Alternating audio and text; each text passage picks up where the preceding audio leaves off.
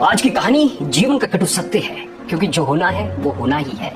भगवान विष्णु गरुड़ पर बैठकर कैलाश पर्वत पर गए। द्वार पर गरुड़ को छोड़कर खुद शिव जी से मिलने अंदर चले गए। तब कैलाश की अपूर्व प्राकृतिक शोभा को देखकर गरुड़ मंत्र मुग्ध थे कि तभी उनकी नजर एक खूबसूरत छोटी सी चिड़िया पर पड़ी। चिड़िया कुछ इतनी सुंदर थी कि गरुड़ के सारे विचार उसकी तरफ आकर्षित होने लगे।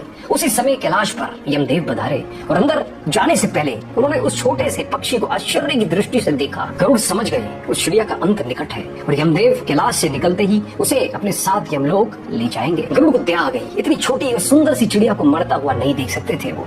उसे अपने पंजों में दबाया और कैलाश से हजारों कोस दूर एक जंगल में एक चट्टान के ऊपर छोड़ दिया तो खुद वापस कैलाश पर आ गए। आखिर जब यम बाहर आए तो गरुड़ ने पूछ लिया कि उन्होंने उस चिड़िया को इतनी आश्चर्य भरी नजरों से क्यों देखा था। यमदेव बोले, गरुड़, जब मैंने उस चिड़िया को देखा तो मुझे ज्ञात हुआ कि वो चिड़िया कुछ ही पल बाद यहाँ से हजारों कोस दूर एक नाग द्वारा खा ली जाएगी। मैं सोच रहा था कि वो इतनी जल्दी इतनी दूर कैसे जाएगी, पर अब जब वो यहाँ नहीं है तो निश्चित ही वो मर चुकी है। गरुड़ समझ गए मृत्यु टाले नहीं टलती, चाहे कितनी भी चतुराई की जाए। इसलिए कृष्ण जी कहते हैं, करता तू वह है जो तू चाहता है, परंतु होता वह है जो मैं चाहता हूँ। इसलिए कर तू वह जो मैं चाहता हूँ, फिर होगा वह जो तू चाहेगा। इसलिए दोस्तों, जीवन के ये 6 सत्य हमेशा याद रखें।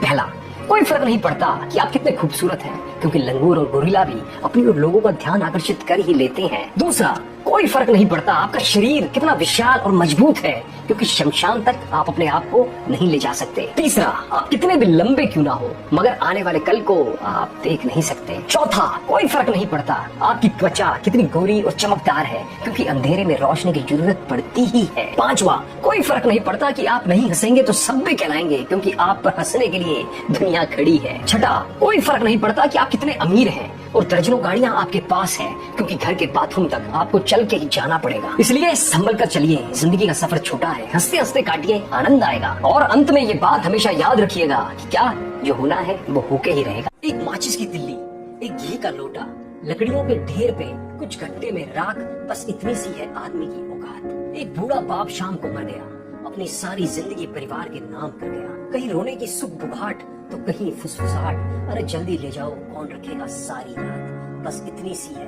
आदमी की औकात। मरने के बाद नीचे देखा, नजारे नजर आ रहे थे।